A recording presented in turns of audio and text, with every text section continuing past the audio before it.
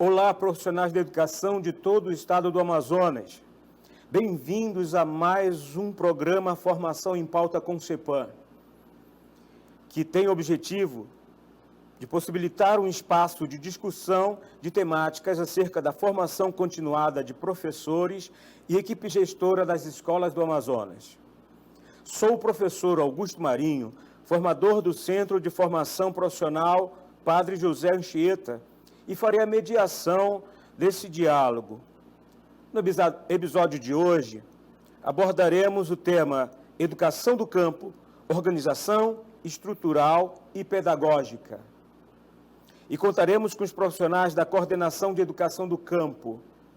Nesse episódio, contaremos com a participação da professora Rainalda Mota Serra, que é graduada em Pedagogia pela Universidade Newton Lins, especialista em gestão escolar pela Universidade Federal do Amazonas, colaboradora na equipe de redatores do Referencial Curricular Amazonense, membro do Comitê de Educação do Campo, das Águas e das Florestas do Estado do Amazonas, e redator especialista da Unidade Curricular Comum Intercultural e Diversidade Amazônica.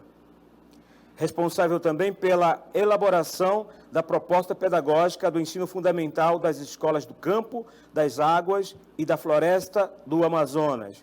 Atualmente, é coordenadora estadual de educação do campo na Gerência de Atendimento Educacional à Diversidade, GAED. Seja bem-vinda, professora Rinalda. Temos aqui também o pedagogo Paulo Roberto Freitas Souza, especialista em gestão escolar pela UFAM, atua na coordenação da educação do campo e também é coordenador de programas federais, Escola da Terra e do ProJovem Campo, Saberes da Terra. É membro do Comitê de Educação do Campo, das Águas e das Florestas do Estado do Amazonas. Redator especialista da Unidade Curricular Comum de Itinerários Formativos, Interculturalidade e Diversidade Amazônica. Fez parte da equipe técnica e redação da proposta curricular de ensino fundamental das escolas estaduais do campo, das águas e da floresta. Seja bem-vindo, professor. Daremos início com a participação da professora Rainalda, nossa coordenadora de educação do campo. Professora, como a educação do campo está estruturada na nossa Secretaria de Educação? Olá a todos.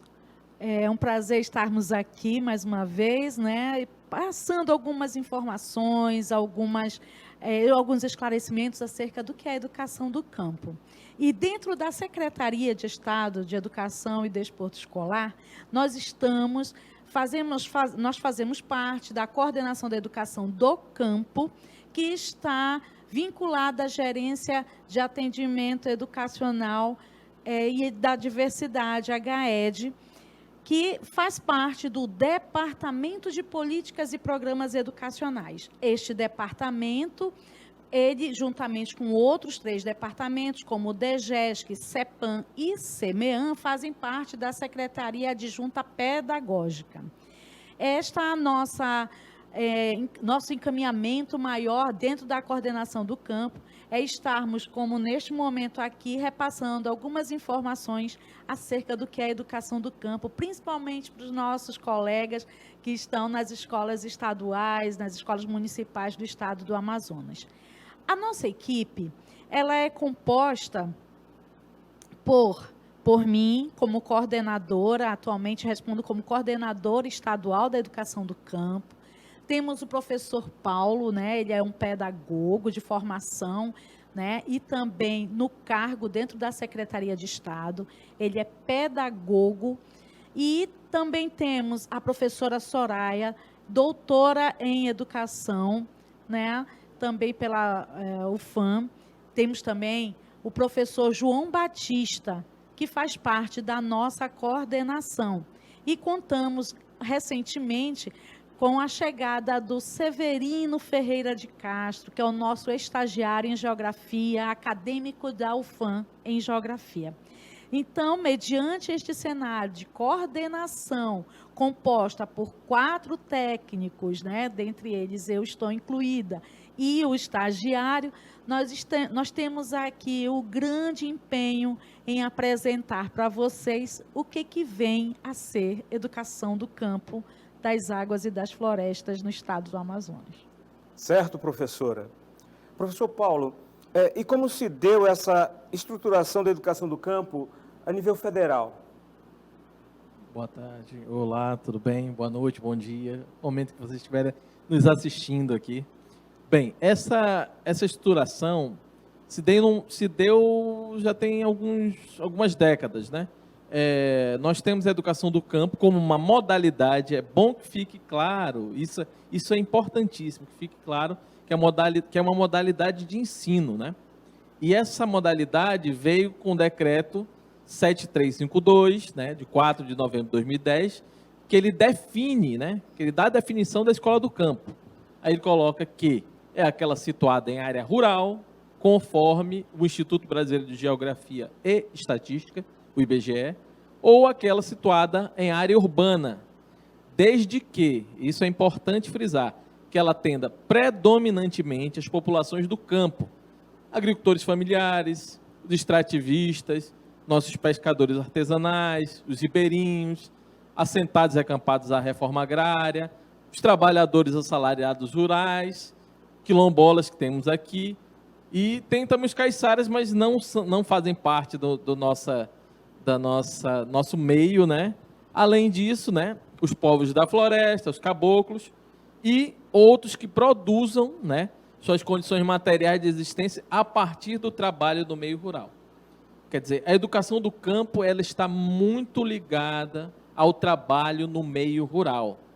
E isso é importante deixar isso claro. O trabalho no meio rural, a educação do campo gira em torno disso. Em âmbito federal, né, nós temos uma secretaria. Essa secretaria se chama SECADI, que é a Secretaria de Educação Continuada e Alfabetização, Diversidade e Inclusão, né, a nossa SECADI. A SECADI ela foi criada por um decreto no ano de 2004, decreto 5159 de 2004, né? E é uma demanda dos movimentos sociais, como é a educação do campo. Ela surge, né, dos anseios, da necessidade, das demandas dos movimentos sociais, né?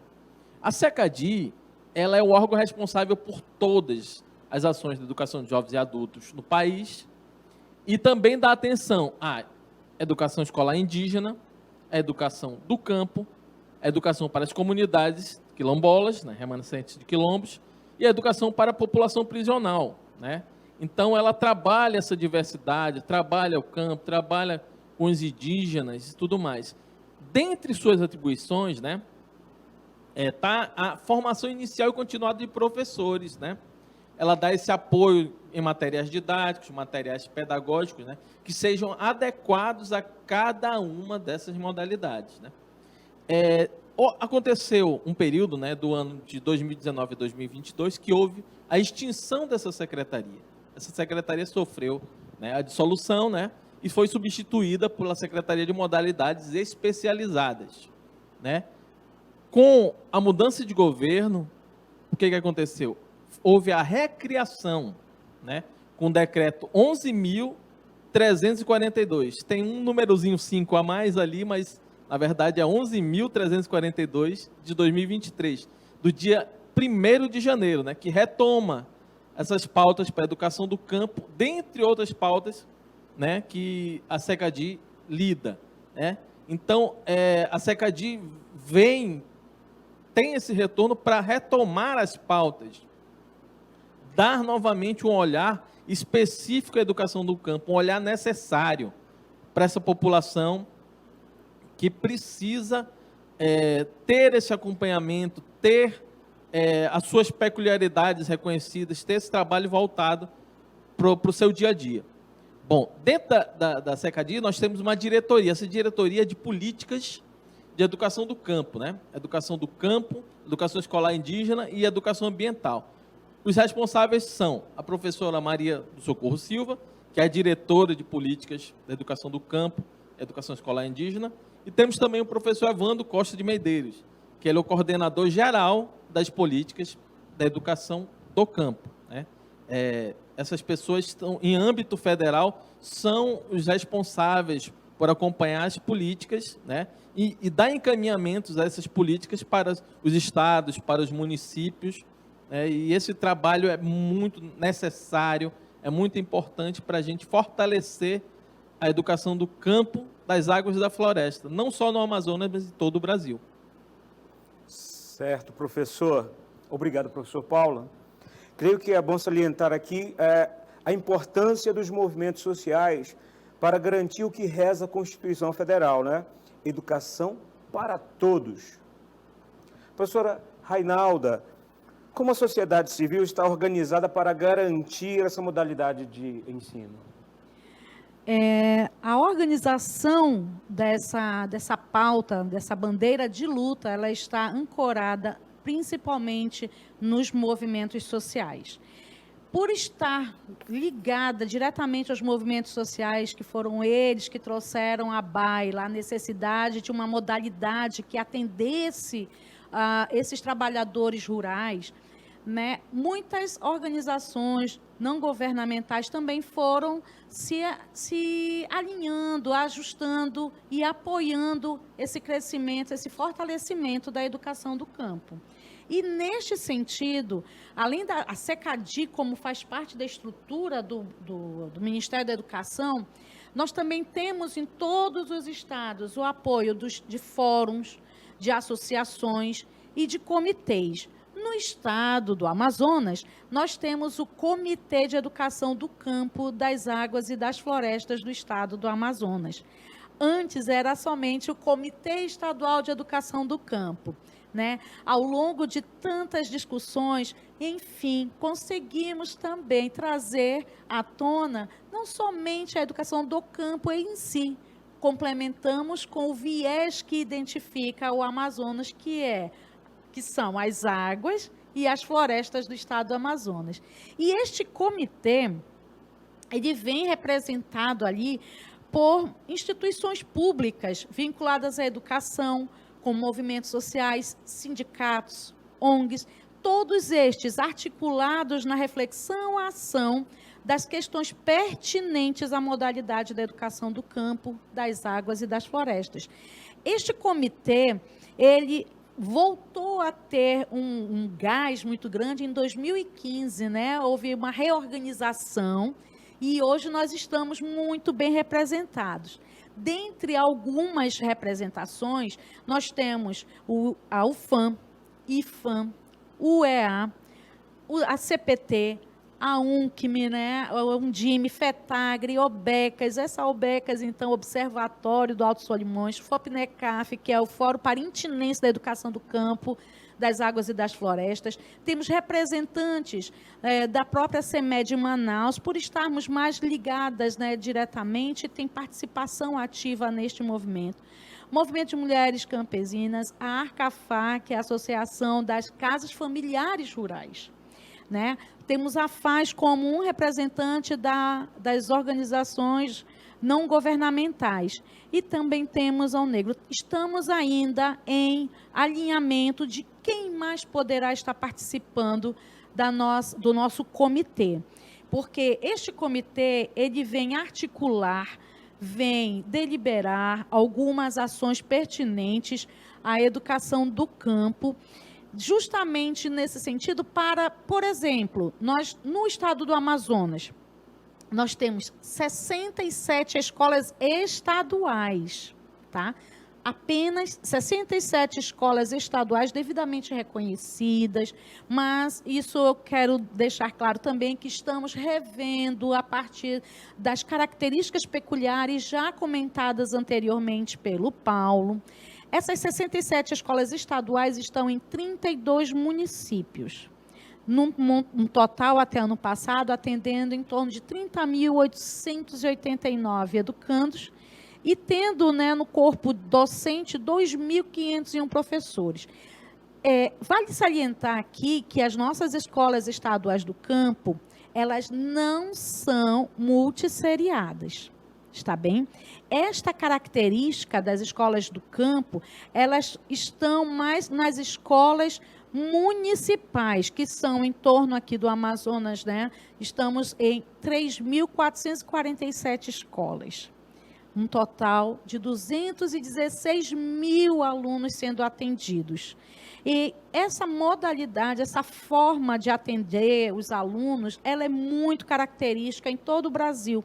As escolas do campo, elas, em todo o Brasil, ela tem essa característica, né, que são classes multisseriadas. Aquela, para quem não lembra, não sabe, é onde nós temos um professor que vai estar administrando numa única turma alunos, tanto de primeiro, segundo, terceiro, quarto, quinto ano, que deveria ser apenas por anos iniciais, um professor para anos iniciais, um professor para anos finais, um professor para educação infantil. Né? Então, ressalto, reafirmo aqui, nas escolas estaduais nós não temos classes multisseriadas, ok? Nós não temos, somente nas escolas municipais. Estas escolas estaduais estão tendo como apoio uma ferramenta muito interessante, enfim, a nossa proposta pedagógica, né, que foi homologada em 6 de dezembro de 2022 pela Resolução 213. Agora, lembrando, essa ferramenta, ela hoje é apenas pedagógica para o ensino fundamental, considerando a época da elaboração, a iniciação do novo ensino médio, né? Então, portanto, nós precisávamos ali ter apenas uma proposta pedagógica que pudesse ali estar direcionando os nossos colegas nas escolas. Nesse sentido, nós temos ali a necessidade, a proposta pedagógica ela é bem curtinha, ela é muito sucinta e traz diretamente os focos, os pontos principais. Tá? Ela está apresentada em 3 capítulos. Claro que cada capítulo tem seus subtemas. E, dentre eles, nós temos o conceito de educação do campo. Né? Novamente, trazemos à baila ali, ao discorrer sobre a proposta pedagógica do ensino fundamental, o conceito de educação do campo. Trazemos o perfil do nosso educando. Quem são esses educandos do campo? Né? Quem são essas crianças? Quem são esses jovens? Quem são esses adultos da educação do campo que estão sendo contemplados nessa proposta? E essa proposta ela é altamente identitária.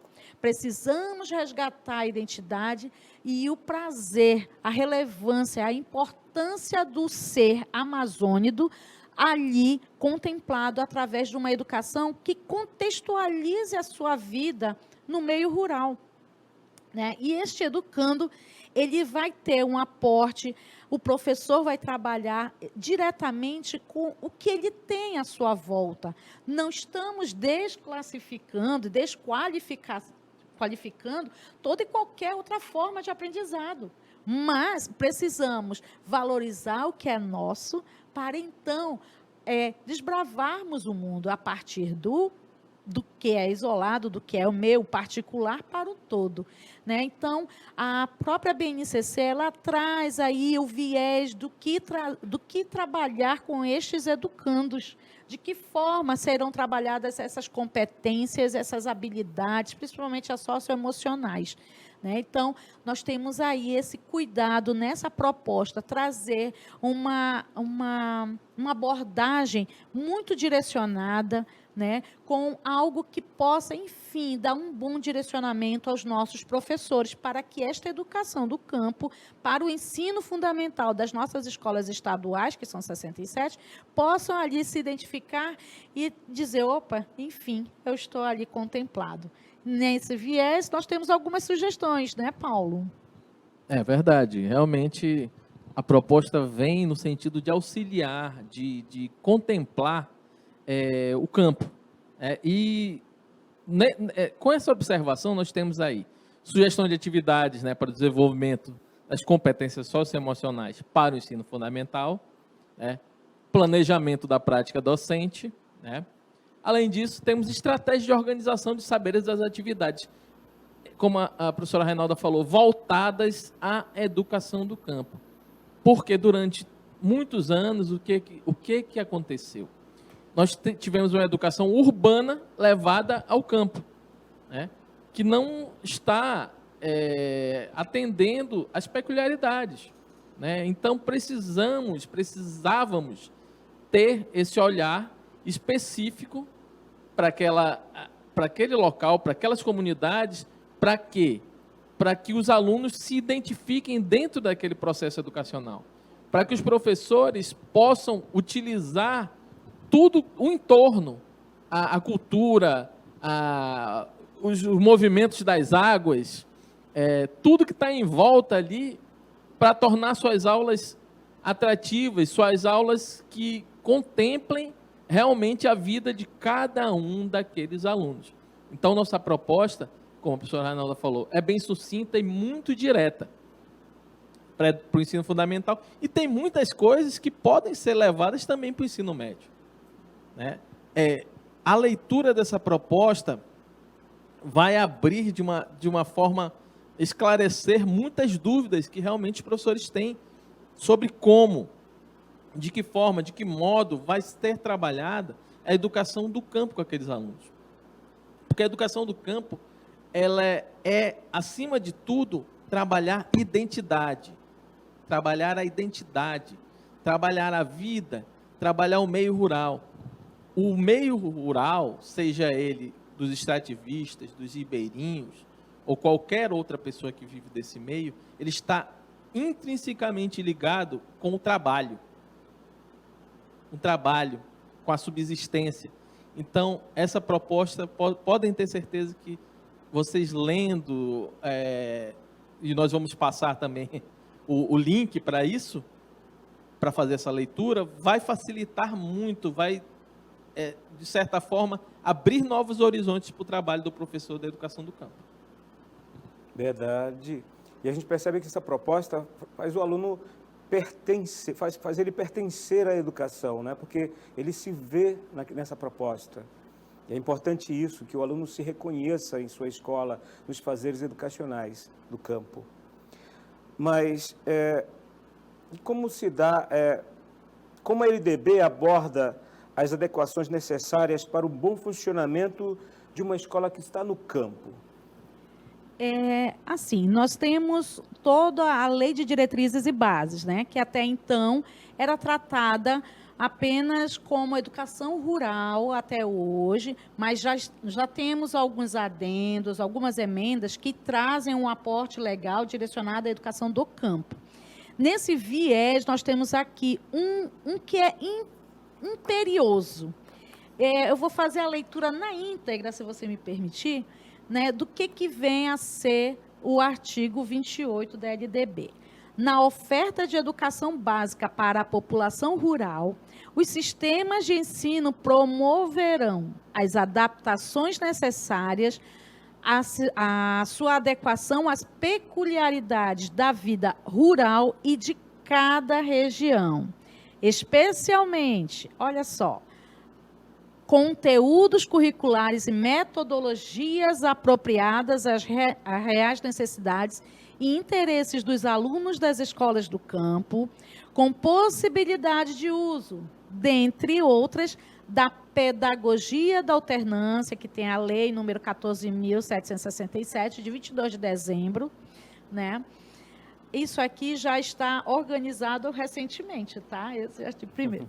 Aí, o segundo, organização escolar própria, incluindo a adequação do calendário escolar às fases do ciclo agrícola e às condições climáticas. Terceiro, a adequação à natureza do trabalho na zona rural. Nesse artigo 28, é imperioso quando nós nos deparamos ano passado com uma estiagem para lá de severa, inimaginável, mas, como trata-se de uma questão da natureza, nós podemos esperar de tudo dela. Ela é quem dita as regras da vida dos seres humanos. Se o ser humano cuida bem dela, ela vai tratar bem de nós. Neste caso, nós estamos percebendo aí muitas alterações climáticas, né?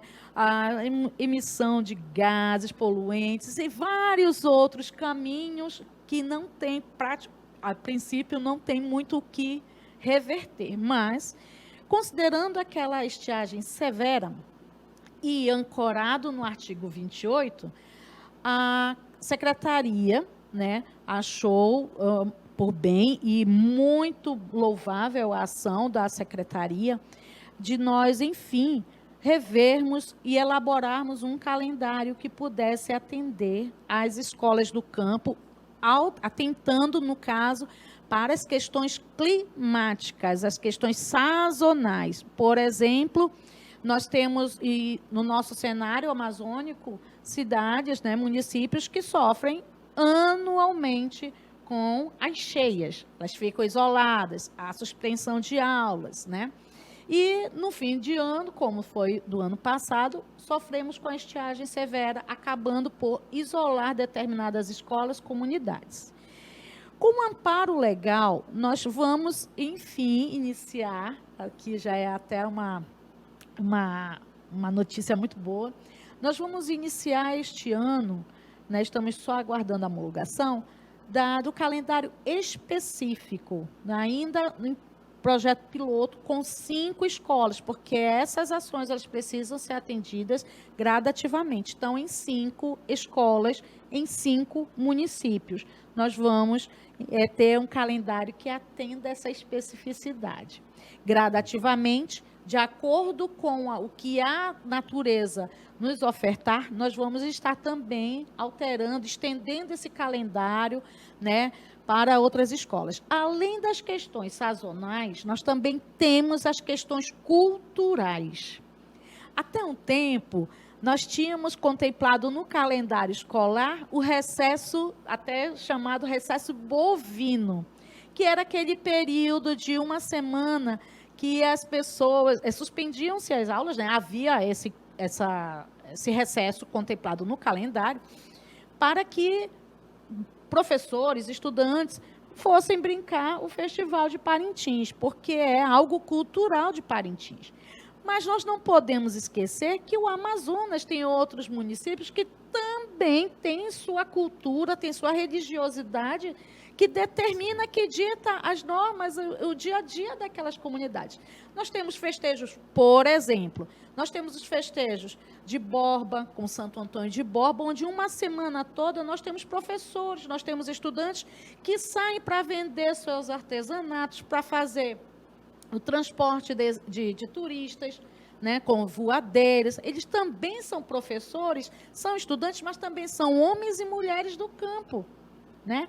Nós também temos outro exemplo, o Festival de Ciranda em Manacapuru.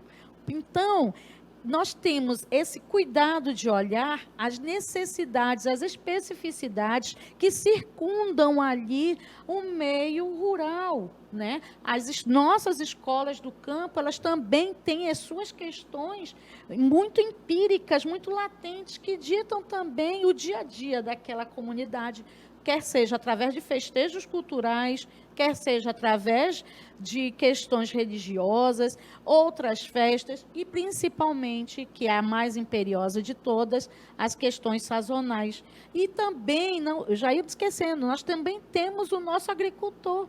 Há um período que os nossos alunos precisam sair da escola para ajudar o pai na colheita ou do plantio. Isso é preponderante. E é uma atividade contínua, é uma atividade que vai de pai para filho e que nós precisamos respeitar. E eles precisam se entender que eles são partícipes de um movimento de importância nesse mundo, sabe? Então, nós precisamos rever todas essas questões e, gradativamente, estaremos atendendo todos ancorados aí no artigo 28 da LDB. Certo, professora Reinalda. Professor Paulo, existe uma pedagogia específica para a educação do campo, na verdade, não pedagogia, mas uma metodologia, algo específico para essa educação? Bom, professor Augusto, realmente existe, né? Anteriormente, a professora Reinalda falou do artigo 28, e no inciso 1º está lá, a pedagogia da alternância. Alguém pode perguntar, mas o que é a pedagogia da alternância?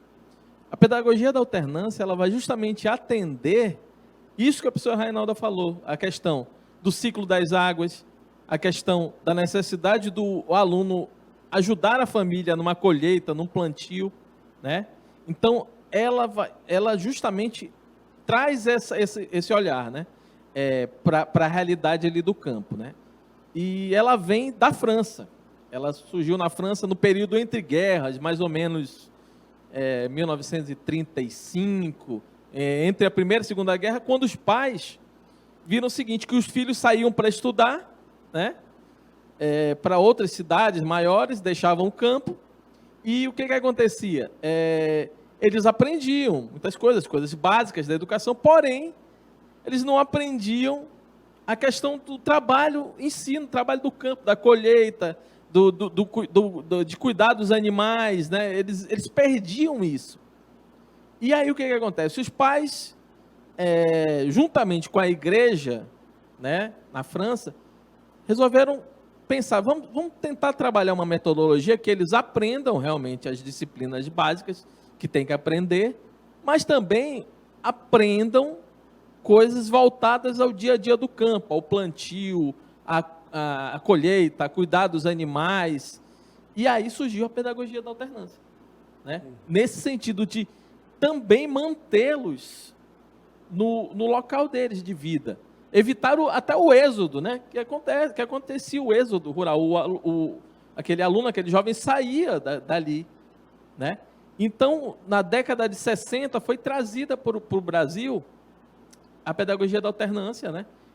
No Espírito Santo, que atualmente, ainda hoje, é um dos locais mais avançados no que diz respeito ao trabalho da pedagogia da alternância. Foi feita uma experiência no Espírito Santo, né, no ano de 69, né, numa cidade chamada Anchieta. E na década de 80, né, surgiram, né, as casas familiares rurais. Como é que acontece? O aluno ele passa um período na escola, vamos dizer, 15 dias, um mês, dependendo de cada realidade, porque são realidades diferentes. Ele fica naquela escola. Alguém pode perguntar, mas ele passa o dia inteiro na escola, é uma escola de tempo integral, então? Não exatamente.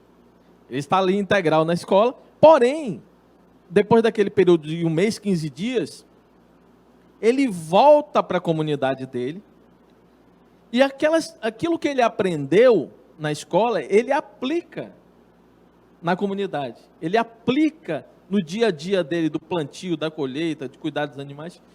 E o que ele aplicou, ele traz de volta para a escola e apresenta na escola, olha, fiz um trabalho assim, o plantio melhorou porque nós aplicamos técnicas que eu aprendi aqui na escola.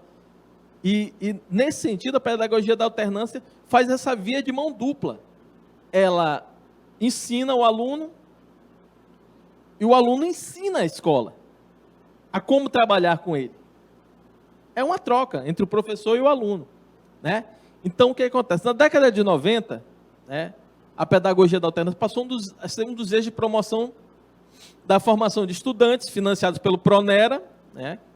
Pronera que tem sido muito importante, que financia essa questão da pedagogia da terra, esse trabalho voltado. E no Amazonas nós ainda não temos nas escolas estaduais a pedagogia da alternância, mas queremos caminhar para isso. Acreditamos que é importante caminhar no sentido de ter uma educação que trabalhe a metodologia da pedagogia da alternância, né? Que a pedagogia da alternância seja utilizada, que a gente inicie com projetos pilotos, né? Então, é feita uma linha histórica, você vai apresentar na próxima cartela, né? Que em 1934 tem a educação rural, 46 passa a ser o ensino agrícola, nos anos 2000, o movimento dos Centros Educativos Familiares de Formação de Alternância, Cefas. Em 2008, o MEC sugere alternância para curso de licenciatura em Educação do Campo, tempo escola e tempo comunidade. Em 2020, amplia para cerca de 473 centros em 22 unidades federativas. Hoje em dia, a pedagogia da alternância é muito utilizada nas licenciaturas do campo, é muito utilizada porque ela trabalha o tempo o tempo universidade, né? E, no qual há um encontro presencial entre o professor e os educandos, e esses educandos, após esses encontros presenciais, voltam às suas comunidades e aplicam o que foi estudado, trabalhado naqueles encontros presenciais do tempo universidade, eles aplicam no tempo comunidade. E como eu falei, tem essa troca, né? Essa via de mão dupla, né? E é importante saber, né? Que essa pedagogia vem sendo adotada na educação básica, superior, pós-graduação também, compreende a formação inicial e continuada dos professores. Não se deve confundi-la com EAD, educação à distância. Não é a mesma coisa. Visto que as atividades do tempo comunidade não configuram atividade extra-classe. Elas são uma continuidade do trabalho que é feito em sala de aula. Não é extra-classe. Mas a continuidade da escola, universidade, fora da escola, universidade, a alternância pressupõe a dimensão interespacial, dentro e fora da instituição de ensino. Quer dizer, o trabalho continua, a formação continua, mesmo no momento que o aluno põe o pé fora da escola e vai para a comunidade. Ele vai aplicar, ele tem cadernos de campo, ele trabalha fazendo relatórios. É importante deixar claro isso, que aquele tempo que ele volta para casa, ele vai fazer os trabalhos dele do meio rural, do dia a dia, mas aquele trabalho vai servir para ele levar para a escola os resultados daquilo que ele aprendeu. E isso é muito bonito, isso é muito legal. Você ver que o processo educacional está fazendo a diferença na sua vida e na vida da sua família, né? No seu dia a dia. Isso é muito bonito. O aluno se sente pertencente, sente o pertencimento, dá uma sensação de pertencimento. A comunidade, ela vê na escola um apoio para o seu trabalho, para o seu dia a dia. Quer dizer, isso é muito importante, como a professora Rainalda falou. O aluno, ele ajuda a família.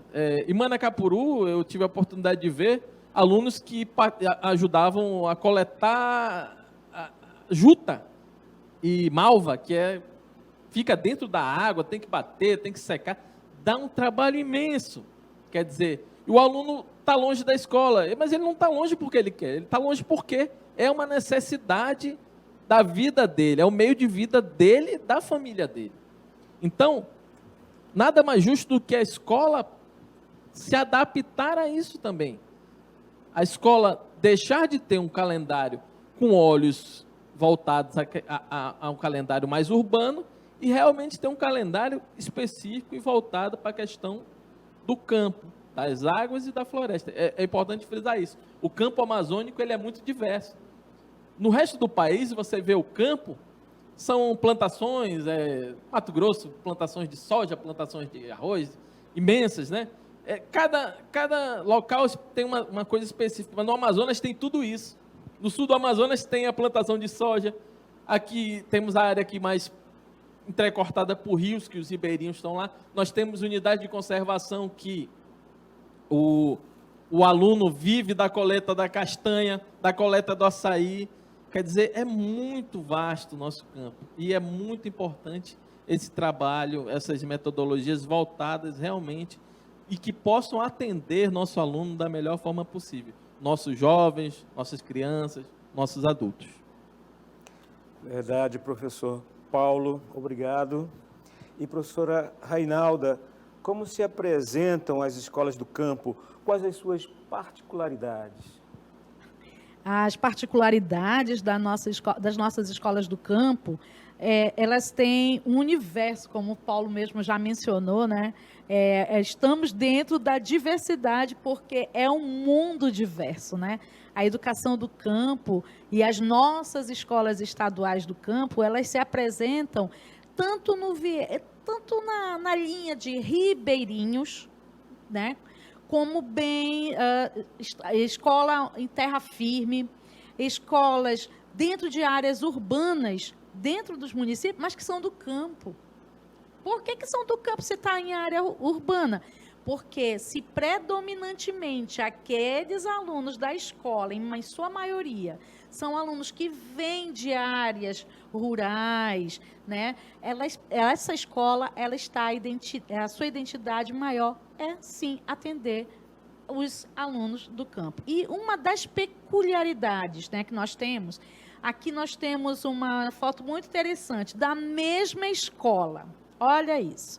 Lá em Careiro da Várzea, vejam o lado esquerdo aí, nós temos uma escola, a escola Tancredo Neves. Quero aqui até agradecer à gestora que gentilmente cedeu aí algumas fotos comparativas, né? Então, do lado esquerdo, na época da seca, como a gente chama, né? E na época da cheia. E eu vou só ressaltar, nessa época que está situada aí, mostrando aí, isso aí ainda estava um pouco, estava caminhando para encher bastante, porque chegou até ali o assoalho da escola. E o que eu acho interessante, o que mais me encanta, é como é diverso e como existem os professores engajados e a criatividade. Nessa época que encheu essa escola, né, ao redor da escola, era o período do Dia das Mães. Esse é um relato muito interessante. Iriam comemorar o Dia das Mães, mas como está tudo alagado aqui, professor? E aí, vamos cancelar? Não, vamos cancelar não. Vamos promover um festival, vamos concorrer a campeonato de canoagem. Menino, eram as mães e os seus filhos fazendo a canoagem e houve premiação. Aí nessa área que estava mostrando. Né? Então, são um dos elementos. A mesma escola, à noite, olha, num outro ponto como ela estava, né? À esquerda, já longe, olha à noite como fica.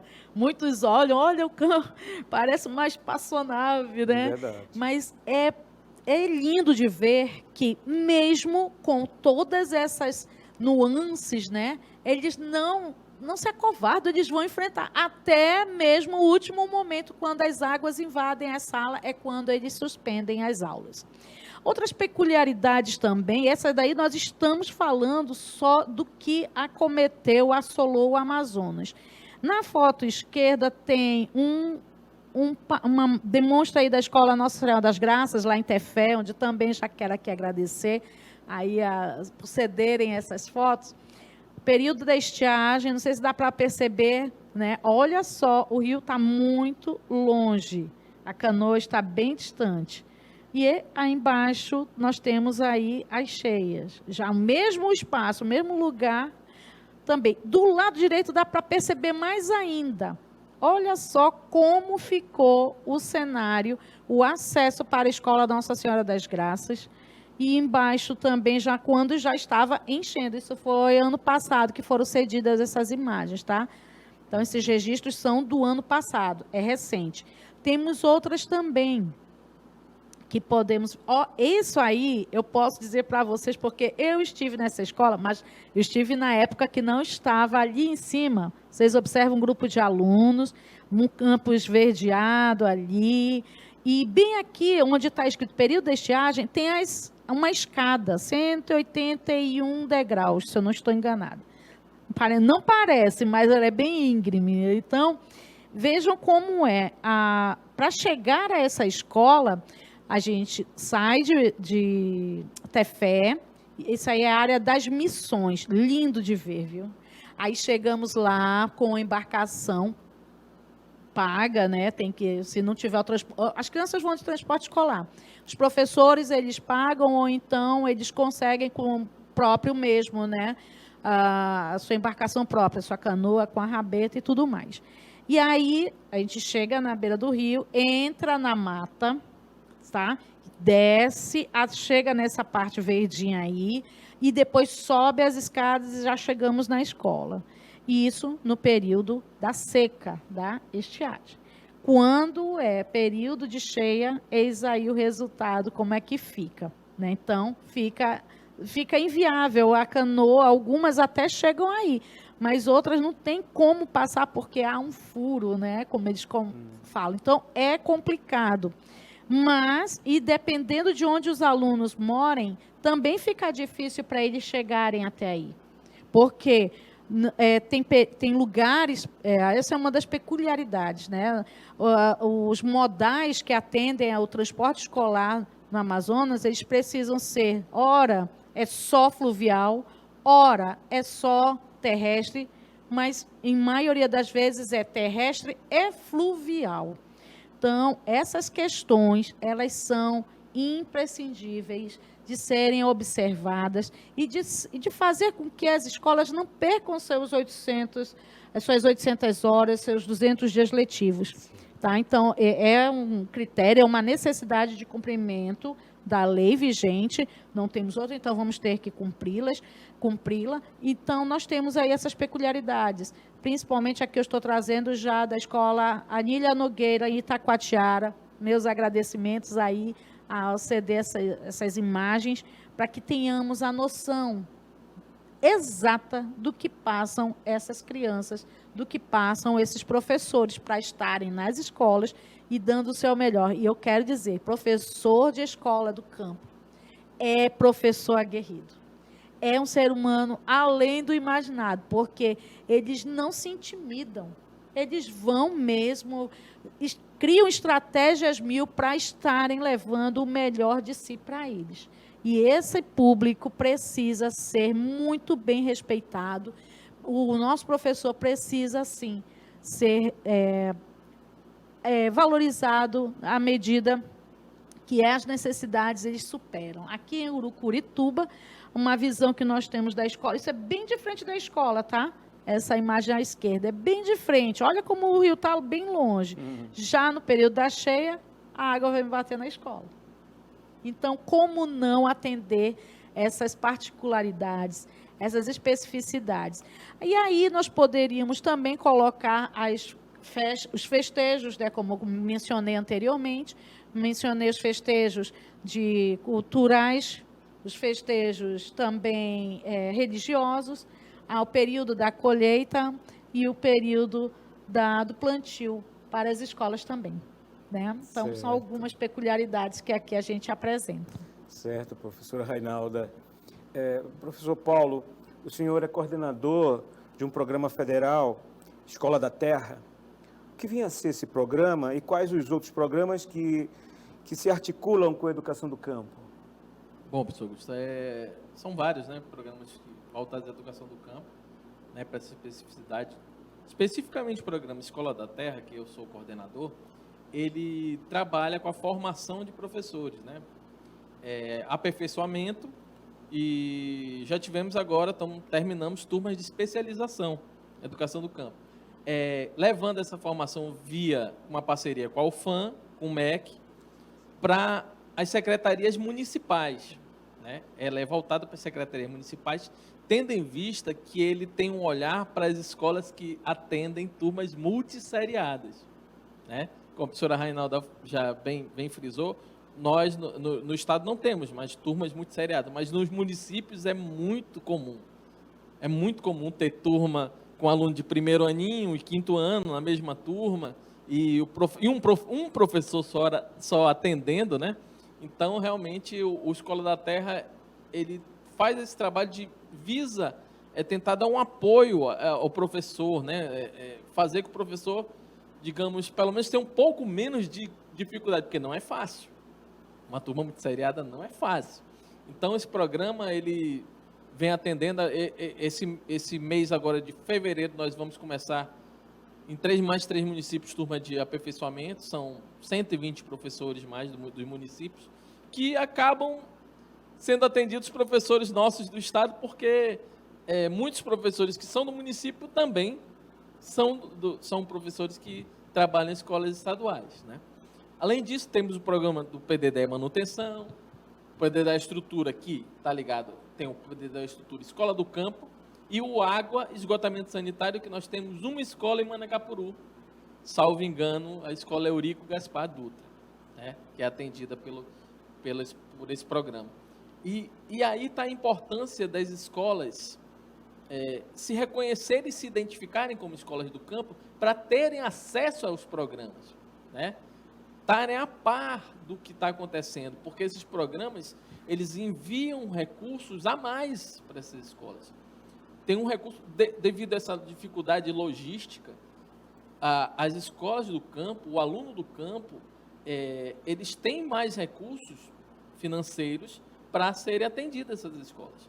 Então, é importante, e até mesmo com a questão da merenda, a questão do transporte escolar, como a professora Rainalda falou, que às vezes depende de mais de um modal, né? Às vezes o aluno pega a rabeta, desce na beira do local da comunidade, de lá pega um ônibus que leva, um transporte que leva até a escola, né? É o caso, se eu não me engano, salvo engano, na escola em Itacoatiara,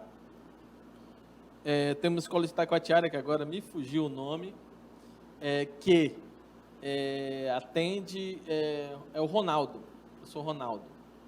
A escola professor Ronaldo. Ela atende alunos de comunidade que descem na beira do rio e de lá o ônibus pega e traz até a escola. E a escola fica dentro da sede do município. Quer dizer, a localização geográfica da escola, não necessariamente ela é uma escola da cidade só porque ela está localizada na sede, mas ela tem muitos alunos que vêm de comunidades. E não é só a escola Ronaldo que fica em Itacoatiara. Outras escolas no estado do Amazonas têm essa mesma peculiaridade, né?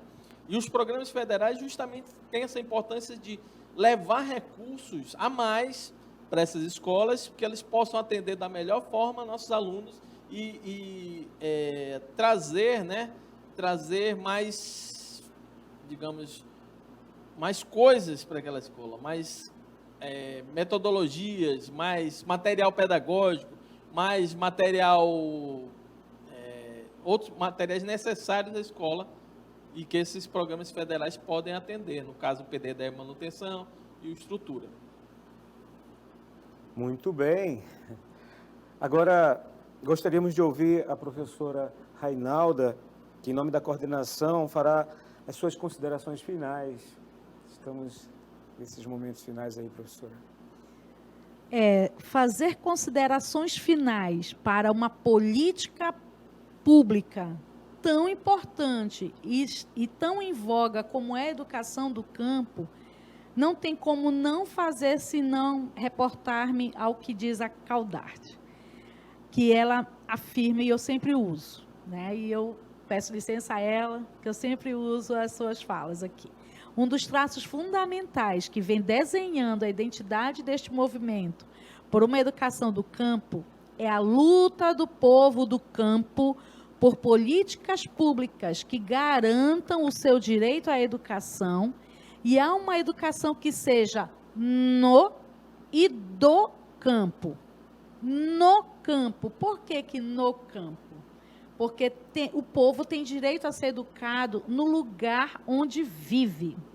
E do campo, porque o povo tem direito a uma educação pensada desde o seu lugar e com a sua participação vinculada à cultura e às suas necessidades humanas e sociais. Deste modo, entendemos que a educação do campo no estado do Amazonas precisa avançar. Sabemos disso, né? Sabemos, reconhecemos e estamos aqui colocando todas as nossas energias, todas as nossas possibilidades de melhoria nesse sentido. E é por isso que nós contamos hoje com um comitê bem fortalecido, né, com os seus representantes, que são sempre 2 representantes de cada entidade no comitê, o apoio do Conselho Escolar, o apoio, principalmente, de toda a classe docente, nós precisamos contar. E dentro da coordenação da educação do campo, tenham a certeza que os técnicos que ali estão fazem de tudo para que estas melhorias, para que a educação do campo do Estado seja referendada e seja um dia referência no Brasil. Para tanto, contamos imprescindivelmente com o apoio da nossa gerência, com o apoio do nosso Departamento de Políticas e Programas Educacionais e, principalmente, estamos ligados diretamente à Secretaria Pedagógica e esta tem, sim, demonstrado muita vontade de reverter este cenário, trazer uma educação do campo de uma forma bem identitária, de uma forma que os professores se enxerguem e se sintam acolhidos pelas políticas ali elencadas, é uma missão para a nossa secretaria. Estamos voltados este ano com muitas ações, dentre elas, uma que está tirando esse sorriso de nossos lábios, sempre que possível, começamos as discussões, principalmente do que tange a elaboração da proposta curricular. Nada mais oportuno do que trazer uma proposta curricular onde os nossos sujeitos do campo, professores e educandos, se sintam contemplados, né? Estamos iniciando esse ano com 5 escolas utilizando aí o calendário específico, né? Onde vamos começar as aulas em fevereiro e vamos terminar em outubro. Gradativamente, as demais escolas estarão utilizando o calendário específico. Estaremos também discutindo todas as diretrizes possíveis para o Estado do Amazonas, articulados principalmente com o Comitê da Educação do Campo, das Águas e das Florestas. Já iniciamos os trabalhos, já iniciamos aí todas as linhas de atuação dos partícipes desse comitê. E então, dizer à sociedade, dizer aos nossos professores e nossos educandos que o Estado está, sim, olhando com mais carinho para a educação do campo do Estado do Amazonas. E, para isso, desde já, agradecemos a oportunidade de estar com vocês em todas as discussões que vamos iniciar logo, logo. Tá? Esse é o meu agradecimento, esse é o meu... nós estamos aqui fortalecendo uma união de melhoria e alavancar essa educação do campo do Estado para ser um dia uma referência, quiçá, muito ampla dentro do nosso Brasil e até fora. Obrigada. Certo, professora. Creio que foi muito prazeroso para todos nós ouvir essa equipe tão empenhada, tão capacitada para falar de suas ações e também desenvolver essa política pública. Obrigado, professora Reinalda. Obrigado, professor Paulo. E concluímos, assim, o nosso programa. Gostaríamos de parabenizar a brilhante participação da professora Reinalda Serra e do professor Paulo Roberto Souza.